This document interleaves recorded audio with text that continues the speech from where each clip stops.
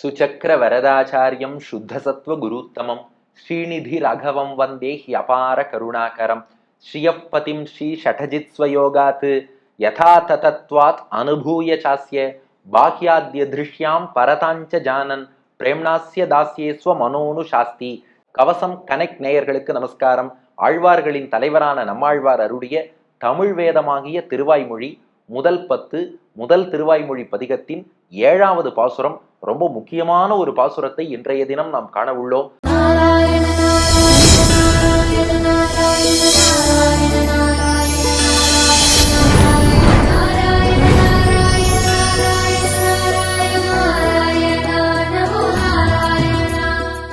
உங்கள் மனத்திரையில் காட்சி திருநெல்வேலி கருகே தாமிரபரணி நதிக்கரையில் ஆழ்வார் திருநகரையில் புளியமரத்தடியிலே யோகத்தில் நம்மாழ்வார் பகவானை அனுபவிக்கிறார்.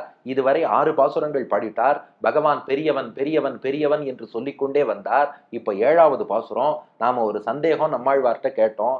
என்ன சந்தேகம்னா, நீங்க கடந்த 3 பாட்டா எல்லாமே கடவுள்னு சொன்னீங்க. நாம் அவன் இவன் உவன் எல்லாம் பெருமாள் தான், பெருமாள் கட்டுப்பாட்டுல இருக்குன்னு அர்த்தம் நாம் புரிந்து கொண்டாலும் கூட பாட்டை நேரா பார்க்கும்போது நாமோ எல்லாரும் பெருமாள் அப்படிங்கிறார். அதுக்கப்புறம் நம்மை காக்கும் தெய்வங்கள் அவளும் பெருமாள் அப்படின்னார். அதுக்கப்புறம் என்ன சொன்னார், நம்முடைய செயல்பாடுகள் எல்லாம் பெருமாள்னார். ஆழ்வார் திருவுள்ளத்துல இது எல்லாம் பெருமாள் கண்ட்ரோல்ல இருக்கிறதுனால எல்லாம் பெருமாள்னு சொல்லிட்டார். ஆனா ஒரு சிலர் ஆழ்வார்த்த கேட்டாங்களா, நீங்க சொன்னதை நாங்களும் ஒத்துக்கிறோம், எல்லாமே பெருமாள்ங்கிறீங்க, அதனாலதான் நாங்களும் சொல்றோம் ஒரே ஒரு இறைவன் ஒரே ஒரு பரம்பொருள் மட்டும்தான் இருக்கு, எல்லாமே அதுதான் இல்லையே. உலகத்துல நிறைய இந்த பொருள்கள், நிறைய இந்த ஐம்பூதங்கள், நிலம் நீர் காற்று நெருப்பு வானம் அதெல்லாம் பாக்குறோமே, பல பலவா இருக்கே, எல்லாமே இறைவன் தான் எப்படின்னு நம்மாழ்வார் கேட்டார். அதுக்கு இவங்க சொன்னாங்களா, அப்படி இல்லை, இத பல பலவாக தெரியும் தோற்றங்கள் எல்லாம் வெறும் மாயை, இதெல்லாம் வெறும் பொய் தோற்றங்கள், இதெல்லாம் காணல் நீர் போல ஒரு மிரேஜ்னு சொல்றோம் இல்லையா, அது போல ஏதோ சும்மா தெரியுது, கிட்டக்க போனா ஒன்றும் இருக்காது, அது போல இதெல்லாம் வெறும் மாயை, நாங்க குவாண்டம் பிசிக்ஸ் வச்சு இதெல்லாம் ப்ரூவ் பண்ணிடுவோம், அதனால இதெல்லாம் ஒண்ணுமே கிடையாது, இதெல்லாம் வெறும் மாயை. அப்போ ஒரே ஒரு இறைவன் இருக்கார், இறைவன் மட்டும்தான் சத்தியம், பாக்கி எல்லாம் பொய்ன்னாங்க. நம்மாழ்வார் சொன்னார், இப்படி சொல்றீங்களேன்னு கேட்டார். அவங்க சொன்னாங்க, உங்க கடைசி 3 பாட்டிலையும் நீங்களும் அதான சொன்னீங்க, இங்க இருக்கிறது எல்லாமே இறைவன் தான், எல்லாமே நாராயணன் தான், நாங்களும் ஒத்துக்கிறோம், அதனாலதான் சொல்றோம் நாராயணன் மட்டும்தான் இருக்கான், பாக்கி எல்லாம் பொய்ன்னாங்க. நம்மாழ்வார் பார்த்தார், சரியா போச்சு போ, எல்லாம் உண்மைதான், பெருமாள் கண்ட்ரோல்ல எல்லாம் இருக்குங்கிறதுக்காக நான் எல்லாத்தையும் பெருமாள்னு சொன்னேனே ஒழிய, கடைசியா நீங்க இப்படி வேதத்துக்கே முரணாக உலகத்தை பொய்ன்னு சொல்லிட்டீங்களே, இந்த உலகம் எல்லாம் பொய் கிடையாது, ஆனா எல்லாம் பெருமாள்னு சொல்றதுக்கு வேறு காரணம் இருக்குன்னார். என்ன காரணம், 7ஆம் பாட்டுல பாத்துருவோமா? அப்ப அந்த நேரேட்டிவ் என்னங்கிறத கொஞ்சம் நல்லா பாத்துக்கோங்க. சில பேர் ஆழ்வார்ட்ட கேட்கறா, கடந்த 3 பாட்டா எல்லாமே பெருமாள் நீங்க சொன்னீங்க, நாங்களும் ஒத்துக்கிறோம் எல்லாமே இறைவன், எல்லாமே இறைவன்கிறதுனால அதை தவிர நமக்கு உலகில் தெரியக்கூடிய மற்ற காட்சிகள் எல்லாமே பொய்த்தோற்றங்கள் என்றார்கள். அப்படி இல்லை என்று மறுக்கிறார் நம்மாழ்வார். 7ஆம் பாட்டு பார்த்துருவோமா? திட விசும்பு எரி வழி நீர் நிலம் இவை மிசை படற்பொருள் முழுவதுமாய் அவை அவை தொறும் உடல் மிசை உயிர் என கரந்து எங்கும் பரந்து உளன் சுடர்மிகு சுருதியுள் இவை உண்ட சுரனே. திட விசும்பு எரி வழி நீர் நிலம் இவை மிசை படற்பொருள் முழுவதுமாய் அவை அவை தோறும் உடல் மிசை உயிரென கரந்தெங்கும் பரந்துளன் சுடர்மிகு சுருதியுள் இவை உண்ட சுரனே என்பது பாசுரம். இப்ப நம்மாழ்வார் சொல்றார், உலகத்துல உள்ளதெல்லாம் பொய் கிடையாது, இந்த ஐம்பூதங்கள் எப்படி இருக்கான், திட, திடனா உறுதியான அர்த்தம். முன்பே திடரே பார்த்தோம் இல்லையா, முன் பாசுரத்தினுடைய நிறைவு வார்த்தை இது. அந்தாதிங்கிறதுனால அடுத்த பாட்டு அதே வார்த்தையில ஆரம்பிக்கும், திட. இந்த உலகத்திலே ஐம்பூதங்கள் திடமாக இருக்கின்றன. அதனால சில பேர் இன்னைக்கு குவாண்டம் பிசிக்ஸ்னு ஒரு தியரியில கூட இப்படிலாம் சொல்றாங்க. ஆனா இதெல்லாம் சாஸ்திரம் ஏத்துக்கல.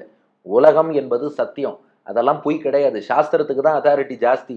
அதனால திட, திடமாக சத்தியமாக உண்மையாக உறுதியோடு இருக்கக்கூடிய ஐம்பூதங்கள். ஐம்பூதங்கள் என்னென்ன, திடமாக இருக்கக்கூடிய விசும்பு எரி வழி நீர் நிலம். விசும்பு என்றால் ஆகாசம், நம்ம வெளின்னு சொல்றோம் இல்லையா, ஆகாசம்னா வெறும் வானம் கிடையாது, ஸ்பேஸ்ன்னு அர்த்தம். ஸ்பேஸுங்கிறது எல்லா இடத்துலயும் இருக்கு. நம்ம ஹார்ட்டுக்குள்ள ஒரு கேவிட்டி இருக்கே, அது கூட ஒரு ஸ்பேஸ் தான். வாய்க்குள்ள உள்ள கேவிட்டியும் ஸ்பேஸ் தான். இது எல்லாமே ஆகாசம் தான். அதனால விசும்பு என்றால் ஸ்பேஸ், வெளின்னு அர்த்தம். அதுக்கப்புறம் எரி, எரினா நெருப்பு, வழினா காற்று, நீர்னா தண்ணீர், நிலம் என்றால் பூமி. அப்ப நிலம், நீர், காற்று, நெருப்பு, வானம், அதைத்தான் விசும்பு என்ற ஆகாயம், எரி என்ற நெருப்பு, வளி என்ற காற்று, நீர் என்ற தண்ணீர், நிலம் என்ற பூமி. இந்த ஐம்பூதங்கள் இருக்கே, திடமான விசும்பு, எரி, வளி, நீர், நிலம். அதனால இது எல்லாமே அஞ்சுமே திடம், அஞ்சுமே சத்தியமாக உண்மையாகவே இருக்கிறது. இது ஒரு அர்த்தம். இன்னொரு அர்த்தம் என்னன்னா, அந்த திடங்கிற அந்த அடைமொழிய விசும்போட மட்டும் சேர்த்துக்கணுமா. திட விசும்போட ஒரு கமாவும் போட்டுக்கலாமா. திட விசும்பு உறுதியாக இருக்கக்கூடிய வானம், அத்தோடு எரி, வளி, நீர், நிலம், மற்றபடி நெருப்பு, காற்று, தண்ணீர், பூமி. இது எதுக்கு விசும்புங்கிற ஆகாசத்துக்கு மட்டும் எதற்காக அந்த மாதிரி திடம்னு போடணும்னா, நாஸ்திகர்கள் கொள்கைப்படி 4 பூதங்கள் தான். இன்னைக்கு இருக்கிற நாஸ்திகர்கள் அதை ஃபாலோ பண்றாங்களான்னு அடியன்ட்ட கேட்காதீங்க. பிராச்சீனமாக லோகாயத்தர்கள் என்ற நாஸ்திகர்கள் அவங்க என்ன சொல்றாங்க, ஸ்பேஸ்ன்னு தனியா பூதம் கிடையாது, 4 பூதம் தான், நிலம், நீர், காற்று, நெருப்பு. இது எதுவும் இல்லாதத ஸ்பேஸ்ன்னு நம்ம சொல்லிட்டு இருக்கோமே ஒழிய ஸ்பேஸ்ன்னு ஒரு தனி எலிமெண்ட் கிடையாதுங்கிறது நாஸ்திகர்களுடைய கொள்கை. ஆனா ஆஸ்திகர்கள் கொள்கை, வேத கொள்கை என்னன்னா, இல்ல ஸ்பேஸுங்கிறது ஒரு தனி என்டிட்டிங்கிறோம். அதனாலதான் நம்மாழ்வார் என்ன பண்றார், அந்த நாஸ்திகர் ஸ்பேஸ்ன்னு தனியா ஒண்ணு கிடையாதுன்னு சொல்றவாளை மறுக்கும் விதமா திட விசும்பு ஸ்பேஸுங்கிறது கூட உறுதியா இருக்கு. அப்போ இது டபுளா போயிடுது, ஒரு கல்ல 2 மாங்காங்கிற மாதிரி. இந்த உலகமே பொய்யுங்கிற ஆசாமியையும் ஸ்பேஸே உண்மைன்னு நான் சொல்றேன், அப்புறம் மத்ததெல்லாம் பொய்யாயிடுமான்னு அங்கேயும் கேள்வி கேட்டார். நாஸ்திகனையும் பார்த்து நீ ஸ்பேஸ் இல்லைன்னு நான் சொல்ற, உறுதியாக அந்த வெளி என்ற ஒரு எலிமெண்ட், அந்த ஒரு பூதமும் உண்டுங்கிறத சொல்லிட்டார். அதனால திட விசும்பு உறுதியாக இருக்கக்கூடிய அந்த ஆகாசம் என்ன, மற்றபடி எரி என்ற நெருப்பு, வெளி என்ற காற்று, நீர் என்ற தண்ணீர், நிலம் என்ற பூமி, இவை மிசை படர் பொருள். இந்த உலகத்துல மற்ற பொருள்கள்லாம் இருக்கு பாருங்க, இதுக்கெல்லாம் இந்த ஐம்பூதங்கள் தான் பேசிஸ் தான். இவை இந்த ஐந்தினுடைய மிசைனா அதற்கு மேலேன்னு அர்த்தம். இத பேசா ஆதாரமா வச்சுண்டு இவை மிசை, இதற்கு மேல்தான் இந்த உலகம் என்பது பகவானாலே படைக்கப்பட்டிருக்கிறது. இவை மிசை. எப்படி உலகத்தை படைச்சான், படர் பொருள். படர் என்றால் படர்ந்து இருக்கக்கூடியன்னு அர்த்தம். அதாவது இந்த ஐம்பூதங்கள்ங்கிறது பேசிக்ஸா இருக்கான். இந்த பேஸா இருக்கக்கூடிய ஐம்பூதங்கள் மிசை, இவை மிசை படர் பொருள். அப்படியே மற்ற பொருள்கள் எல்லாம் இந்த உலகத்திலே படர்ந்து இருக்கிறது. அந்த படற்பொருள் முழுவதும், அப்படி உலகத்திலே படர்ந்து இருக்கக்கூடிய அத்தனை பொருள் முழுவதுமாக ஆய் அப்படின்னு இருக்கார். ஆய் அப்படின்னா பகவானே ஆகின்னு அர்த்தம். ஆகி என்ற சொல் தமிழ்ல ஆய் என்று ஆகிவிடும். ஆய் அப்படின்னா என்ன அர்த்தம்னா, அந்த மொத்த பொருள்களுமாக, இந்த ஐம்பூதங்களுமாக, இவை மிசை படர்ந்திருக்கக்கூடிய பொருள்கள் முழுவதுமாக ஆய், பெருமாளே ஆகிவிட்டார்னு அர்த்தம். இந்த பொருள் எல்லாம் பெருமாள் படைச்சார்னு சொல்லல. நாம இருந்தா இந்த பாட்டை எப்படி சொல்லியிருப்போம்னா, திட விசும்பு எரிவழி நீர் நிலம் என்ற ஐம்பூதங்கள் என்ன, இவை மிசை படற்பொருள் முழுவதும் என்ன, இவற்றை ஆக்கி படைத்துன்னு சொல்லியிருப்போம். ஆனா ஆழ்வார் ஆக்கி படைத்துன்னு சொல்லல, ஆய் ஆகிங்கிறார். பெருமாளே இத்தனையாவும் ஆயிட்டாருங்கிறார். பெருமாளே எப்படிப்பா இத்தனையாவும் ஆக முடியும் அப்படின்னா, அதுக்கு ஆழ்வார் கொடுக்கும் விளக்கம் என்னன்னா, பெருமாளுக்கு சரீரமாக உலகத்தின் மூலப்பொருளான மூல பிரகிருதிங்கிறது இருக்கு. ரொம்ப மைக்ரோ ஃபார்ம்ல உலகத்துக்கு ரா மெட்டீரியலா இருக்கும் மூல பிரகிருதி. அது பெருமாளுக்கு சரீரமா இருக்கு. தன் சரீரமாய் இருக்கும் மூல பிரகிருதிய மைக்ரோ ஃபார்ம்ல இருந்து மேக்ரோ ஃபார்முக்கு பெருமாள் மாற்றினாராம். நுண்ணிய வடிவத்தில் இருந்து பேருருவத்துக்கு மாற்றினாராம். அவர் சரீரமான மூல பிரகிருதி அப்படி மாற்றி பரிணாமம் செய்ய வைத்துத்தான் இந்த உலகத்தையே படைத்தாராம். அப்போ பெருமாளுடைய சரீரத்திலிருந்து உலகத்தை படைச்சிருக்காருன்னா அவரே இந்த உலகமாக ஆனார்னு சொல்லிடலாம் இல்லையா. ஏன் சில பேர் ஒரு வீட்டை கட்டும் போது சொல்லுவாங்க, இந்த வீட்டை செங்கல் மண்ணு சிமெண்ட் வச்சு கட்டல, என் ரத்தத்தையும் வேர்வையும் சிந்தி கட்டினேன்பாங்க. அதனால அவங்க வீட்டுல உள்ளவங்கள என்ன சொல்லுவாங்க, அவர் போனாலும் இந்த வீட்டின் வடிவத்துல அவரே இருக்கார், இந்த தூண்ல சாஞ்சுண்டா அவர் தோல்ல சாஞ்ச மாதிரி இருக்கு. ஏன்னா அந்த வீட்டை தன்னுடைய உடலில் இருந்து வந்த ரத்தம் வேர்வையை கொண்டு கட்டினார்கிறோம். அப்போ உடம்புல உள்ள ரத்தம் வேர்வையை சிந்தி கட்டினாலே அவரே அந்த வீடுன்னு சொல்லும் போது, தன் சரீரமான மூல பிரகிருதியை கொண்டே உலகத்தை பகவான் படைச்சிருக்கான்னா அவனே ஆனான்னு சொல்லிடலாம் இல்லையா. இதுக்கு சிலந்தி வலையைத்தான் சிறந்த உதாரணமாக சொல்லுவார்கள். சிலந்தி வலை பின்றதே எக்ஸ்டர்னல் பொருள்லேருந்து பின்னல, சிலந்தி தன் வாயிலேருந்தே அந்த கம்மை செக்ரீட் பண்ணி, அந்த வலைக்கான அந்த மூலப்பொருளை செக்ரீட் பண்ணி அதன் மூலம் வலை பின்னிடுறது இல்லையா. அது போல தன் சரீரமான மூல பிரகிருதியிலேருந்து இந்த உலகத்தை பகவான் படைத்ததாலே அவனே உலகமாக ஆகினான் என்று சொல்லிவிடலாம். ஏன்னா அவன் சரீரத்தா தான் அவன் மாட்டியிருக்கான். இன்னும் சாந்தோக்கிய உபனிஷத் அதைத்தான் பகுஸ்யாம் பிரஜாயேய என்று சொன்னது. பகவான் என்ன பண்ணானா, நானே பலவாகிறேன்னு சொல்லி தங்கிட்ட மைக்ரோவா இருந்த மூல பிரகிருதியை மேக்ரோ ஃபார்முக்கு மாற்றினான். இந்த உலகம் என்பது உருவாகிவிட்டது. ஒரு களிமண்ணை குயவன் பானையாக மாற்றுவது போல மைக்ரோ மூல பிரகிருதியை மேக்ரோ உலகமா மாற்றினார். அது எல்லாத்தையும் தன் சரீரத்தையே அவர் மாத்தினார்ங்கிறதுனால அவரே இத்தனையாகவும் ஆனார்னு சொல்றோம். அதனால ஆழ்வார் சொன்னார், நீங்க பாட்டுக்கு உலகமெல்லாம் பொய், இறைவன் மட்டும்தான் உண்மை அப்படி நினைச்சுடாதீங்க. அவருக்கு சரீரத்திலிருந்து எல்லாத்தையும் படைத்ததால் முழுவதும் அவரே எல்லாம் ஆனார்ங்கிறோம். அப்ப திட விசும்பு எரி வழி நீர் நிலம் என்ற ஐம்பூதங்கள் இவை மிசை படர்பொருள் முழுவதும் அதன் மீது படர்ந்திருக்கக்கூடிய இந்த உலகங்கள் அத்தனையாகவும் பெருமாளே ஆனார்னு நாம சொல்றோம். இதெல்லாம் எதன் அடிப்படையில்னா உடல் உயிர் உறவின் அடிப்படையிலே. அதைத்தான் மேற்கொண்டு தெரிவிக்கிறார். அவை தோறும் உடல் மிசை உயிரென கறந்து எங்கும் பரந்துளன். ஏன்னா பகவானுக்கும் இந்த உலகத்துக்கும் உள்ள தொடர்பு என்பது எப்படிப்பட்டதுன்னா, அவை தோறும், அவைனா அந்த பொருள், அவைனா அந்தந்த பொருள்கள், அவை தோறும்னா அந்தந்த பொருள்களுக்கு உள்ளேயும்னு அர்த்தம். அவை தோறும் இந்த எந்தெந்த பொருள்லாம் பார்க்கிறோமோ அது ஐம்பூதங்களாக இருக்கலாம், ஐம்பூதங்களுக்கு மேலே படர்ந்து இருக்கும் பொருள்களாக இருக்கலாம். அவை தோறும் அந்த ஒவ்வொரு பொருளிலும் நீங்கள் போய் பாருங்கள். உடல் மிசை, இந்த இடத்துல உடல் மிசைனா உடம்புக்குள்ளேன்னு அர்த்தம். உயிர் என என்றால் உள்ளே ஜீவாத்மா என்னும் உயிர் இருப்பது போலன்னு அர்த்தம். இப்ப இந்த உடம்பு இருக்குன்னா உடம்புக்குள் ஜீவாத்மா இருக்கிறது அல்லவா.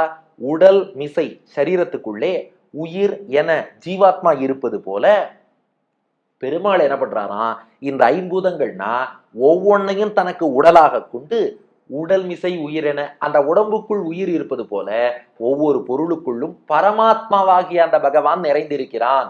இப்படி இதை மட்டும் இல்ல, ஜீவாத்மான்னு சொல்றோமே, இந்த ஜீவாத்மாவையும் சரீரமாக கொண்டு ஜீவாத்மாவுக்குள்ளும் பகவான் எழுந்தருளி இருக்கிறான். அப்போ மற்ற பொருள்களையும் சரீரமாக கொண்டு உள்ளே பகவான் விளங்குகிறான். இந்த உடம்புக்குள் ஜீவாத்மா இருப்பது போல ஜீவாத்மாவையும் தனக்கு சரீரமாக கொண்டு ஜீவாத்மாவுக்குள்ளும் பெருமாள் விளங்குகிறார். இப்படி உடல் மிசை உயிரென அப்படி இருக்காருன்னு சொல்றேன். எங்க கண்ணுக்கு தெரியலையேன்னோ.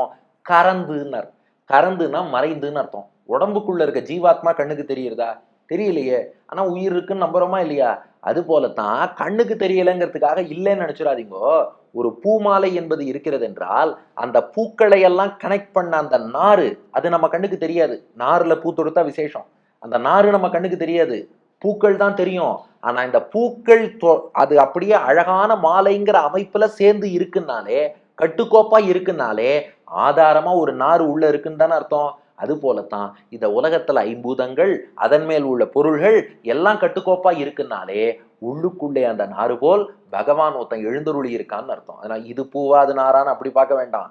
நான் ஜஸ்ட் புரியறதுக்காக உதாரணம் சொல்றேன். அப்போ பூக்கள் கட்டுக்கோப்பா ஒரு மாலையில இருக்குன்னா பேஸ்ல ஒரு நாறு இருக்கணும். அது கண்ணுக்கு தெரியலைங்கிறதுக்காக இல்லைன்னு மறுக்க கூடாது. அதனால கறந்து அந்த பகவான் மறைந்து இருக்கிறான். ஆனா எங்க இருக்கான்னா எங்கும் பறந்து உடன். எங்கும் பறந்துன்னா எங்கும் எல்லா இடங்களிலும். பறந்து என்றால் பரவின்னு அர்த்தம். இந்த இடத்துல பறந்துக்கு சின்னரா போடணும்.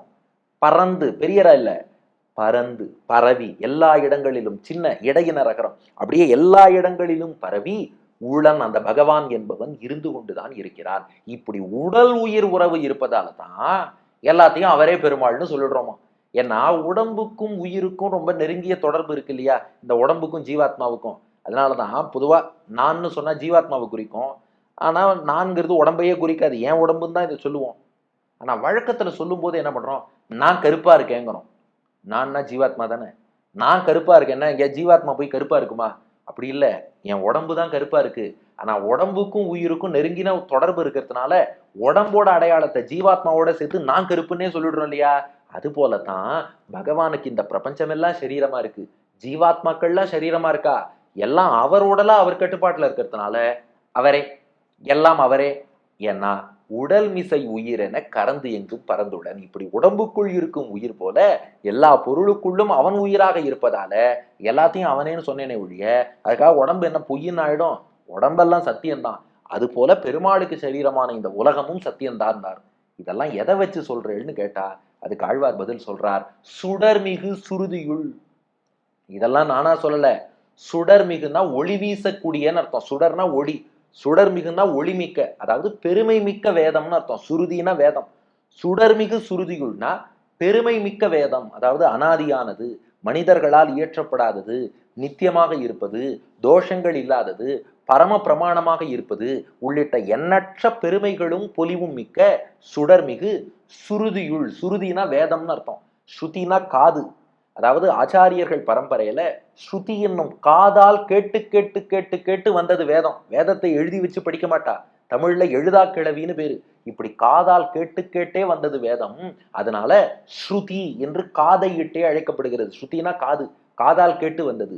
சுடர்மிகு சுருதி என்றால் எப்போதும் நிலையாக இருக்கக்கூடியது, அது போல மனிதர்களால் இயற்றப்படாதது, பகவானுக்கே மூச்சு என்று கூட வேதத்தை குறிப்பிடக்கூடிய ஒரு வழக்கம் என்பது இருக்கிறது. அதன் மற்ற விளக்கங்களை அப்புறம் பார்த்துப்போம்.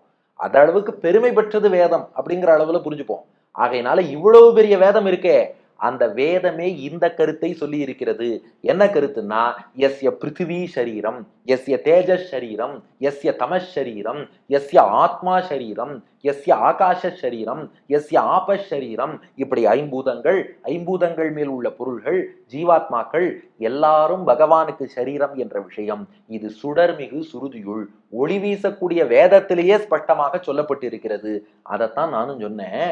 இப்படிப்பட்ட பகவான் இருக்கானே, அவன் என்ன பண்ணான்னா, இவை உண்ட, இவற்றையெல்லாம் உண்டவன் விழுங்கிட்டானான். சுரனே, சுரன் என்றால் தேவன் அர்த்தம். இவை உண்ட சுரனேன்னா இது எல்லாத்தையும் சாப்பிட்ட தேவனும் அவன் தான். ஏன்னா யார படைத்தவன்னு சொன்னோமோ இந்த உலகத்தெல்லாம் அவனே அத்தனையாகவும் ஆனான், தன் திருமேனியிலேருந்தே படைத்தான்னு பார்த்தோம் இல்லையா. அப்ப தன் திருமேனியிலேருந்து படைத்தவர் மீண்டும் பிரளய காலம், உலகத்துக்கெல்லாம் அழிவு, பிரளயம்னு வரும் இல்லையா, டெலூஜ், டெசல்யூஷன். அப்ப என்ன பண்ணுவார்னா, இவை உண்ட தன் திருமேனியிலிருந்து தானே கொண்டு வந்தார், மீண்டும் உண்ட அப்படியே விழுங்கி தன் வயிற்றுக்குள் வைத்து காத்துக்கொள்வார். மீண்டும் சிருஷ்டி காலம், படைப்பு காலம் வரும்போது வெளியிடுவார். அதனால இவை உண்ட சுரனே, பிரளய காலம் வரும்போது ஒரு ஆளிலை கண்ணனாக வந்து பாரெழு கடலெழு மலைகெழுமாய் ஆலமா மரத்தின் நிலைமேல் ஒரு பாலகனாய் ஞாலமேழும் உண்டான் அரங்கத்து அரவினனையான்னு ஒரு ஆளிலை கண்ணனாக வந்து மொத்தத்தையும் விழுங்கி தன் திருமேனியிலேயே மீண்டும் மைக்ரோஃபார்ம்ல சேர்த்துருவார். மீண்டும் படைக்கும் போது மேக்ரோஃபார்முக்கு படைச்சிடுவார். ஆகையினால இவை உண்ட, இவற்றையெல்லாம் அழிப்பவனும் அவன் தான். அழிப்பவனா அடியோடு அழிக்கிறார்னு இல்லை, மைக்ரோஃபார்முக்கு மாத்தி தனக்குள் வைத்து காக்கிறார்னு அதையும் ரக்ஷணம், காத்தல் என்றே புரிந்து கொள்ளலாம். அதனால இவை உண்ட சுரனே, கடைசியா உண்டவரும் அவர் தான். அதனால இந்த உடல் உயிர் உறவை இட்டுத்தான் அவரே எல்லாம் என்று சொன்னோம். அதுதான் இந்த பாசுரத்தினுடைய கருத்து. அதனால உறுதியாக இருக்கக்கூடிய நிலம் நீர் காற்று நெருப்பு வானம்ங்கிற ஐம்பூதங்கள் என்ன, அதன் மீது படர்ந்து இருக்கக்கூடிய இந்த உலகியல்ல உள்ள மற்ற பொருள்கள் என்ன, இவை அனைத்தாகவும் பகவானே ஆனான். ஏன்னா தன் சரீரத்திலேருந்து படைச்சதுனால அவனே ஆனான்னு சொல்லிடலாம். அப்படி அவையாக ஆனதோடு மட்டும் இல்லாமல் ஒரு உடம்புக்குள் உயிர் இருப்பது போல இந்த எல்லா பொருள்களையும் தனக்கு உடலாக சரீரமாக கொண்டு உள்ளுக்குள்ளே பகவானை எழுந்தருளி இருக்கிறான். எழுந்தருளி இருப்பதோடு மட்டும் இல்லை, இது ஸ்பஷ்டமா வேதத்திலேயும் சொல்லப்பட்ட விஷயம். இவன் தான் பிரளய காலம் வரும்போது எல்லாத்தையும் உண்டு மீண்டும் தனக்குள்ளேயே சேர்த்துக் கொள்கிறான். இப்படிப்பட்டவன் பகவான்னு சொன்னார். அப்போ இது இந்த பாசுரம் தான் ராமானுஜ சம்பிரதாயத்துல முக்கியமான உயிர் நாடி என்று சொன்னேன் அல்லவா. என்ன விஷயம்னா, வேதங்கள்லயே பார்த்தா இந்த உலகம் இறைவன் எல்லாமே ஒண்ணு, நானும் இறைவனும் ஒண்ணு, அகம் பிரம்மாஸ்மி, தத்துவமசி, இப்படியும் சில வாக்கியங்கள் இருக்கும். அதே வேதங்கள்ல பார்த்தா இல்ல இல்ல, இறைவன் வேறு நாம வேறு, போக்தா போக்யம் பிரேரிதாரஞ்ச மத்வா, அது போல துவாசுபர்ணா சயுஜா சகாயா சமானம் விரக்ஷம் பரிஷஸ்வ ஜாத்தே, நாம் வேறு இறைவன் வேறுன்னு பல வாக்கியங்கள் இருக்கு. நாமும் இறைவனும் ஒண்ணுன்னு வாக்கியங்கள் இருக்கு. இதை ரெண்டையும் எப்படி பொருத்தி பொருள் கொள்வது என்றால், ராமானுஜர் மாறன் அடிபணிந்து இந்த ராமானுஜர் அதுக்கு வழிகாட்டினார். என்னன்னா சிம்பிளான வழி. இதை வந்து ஸ்ரீபாஷ்யத்துக்கான விளக்க உரையிலே நடாதூர் அம்மாளும் விளக்கி இருக்கிறார். என்னன்னா, ஒரு அன்பரை தண்ணி கொண்டு வாங்குறோம். அவர் ஒரு கண்டெய்னர்ல தண்ணி கொண்டு வர்றார், சொம்புல. நீ என்ன கொண்டு வந்தேன்னு கேட்டா தண்ணி கொண்டு வந்தேங்கிறார். அவர் கையில சொம்பு கொண்டு வந்தாரா தண்ணி கொண்டு வந்தாரா? சொம்புக்குள்ள தண்ணி கொண்டு வந்தாருங்கிறதெல்லாம் விட்டுருங்கோ, அவர் கையில என்ன இருக்கு? சொம்பு தான் இருக்கு. ஆனா என்ன சொல்றார்? நான் தண்ணி கொண்டு வந்தேங்கிறார். நான் கேட்டேன், எப்பா நீ சொம்பு தானே கொண்டு வந்த, தண்ணி கொண்டு வந்தேன்னு சொல்றியே ஏன்னு கேட்டேன். அவர் சொன்னார், தண்ணீரை உடைய சொம்புக்கு, நானா நோட் பண்ணுங்க, தண்ணீரை உடைய சொம்புக்கு தண்ணீர்னே பேரு. அதனால சொம்பு எடுத்துன்னு வந்தா இதோ தண்ணி கொண்டு வந்துட்டான் சொல்லலாமே. ஒரு வாட்டர் பாட்டில் கொண்டு வந்தா தண்ணி கொண்டு வராரே சொல்லலாமே. ஏன்னா தண்ணீரை உடைய சொம்புக்கு தண்ணீர் என்றே பெயர். தண்ணீரை உடைய சொம்புக்கு தண்ணீர் என்றே பெயர். அது போல ஜீவாத்மா சொம்பா இருக்கார், உள்ள தண்ணீரா பரமாத்மா இருக்கார். ஜீவாத்மா சரீரம் சொம்பு, உள்ளே ஆத்மா தண்ணீர், பெருமாள் ஜீவாத்மா சொம்பா இருக்கார், பெருமாள் தண்ணீரா இருக்கார். தண்ணீரை உடைய சொம்ப தண்ணீர்னே அழைக்கலாம், பரமாத்மாவுக்கு சொம்பா இருக்கும் ஜீவாத்மாவை பரமாத்மானே அழைக்கலாம். அதுக்காக சொம்பும் தண்ணீரும் ஒன்னாகுமா?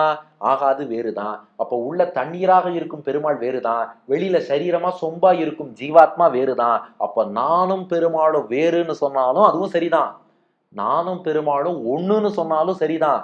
ஆனா வேறு வேறுங்கிறது தான் உண்மை. ஒண்ணுன்னு சொன்னது எதனாலன்னா சுரூபத்தால ரெண்டு பேரும் ஒண்ணுன்னு இல்ல, எனக்குள்ள அவர் இருக்கிறதுனால நாங்க ரெண்டு பேரும் ஒண்ணுக்குள்ள ஒண்ணு. நான் சொம்பா இருக்கேன், உள்ள தண்ணீரா பெருமாள் இருக்கார், ரெண்டையும் ஒன்றாக இணைத்து சொல்வதிலே எந்த தவறும் இல்லை. இந்த அர்த்தம் ராமானுஜர் காமிச்சார், வேற யாரும் காட்டாத அர்த்தம். எங்கேருந்து காமிச்சார்னா இந்த பாசுரம் தான். ஸ்ரீ பாஷ்யக்காரர் இது கொண்டு சூத்திர வாக்கியங்களை ஒருங்க விடுவர்.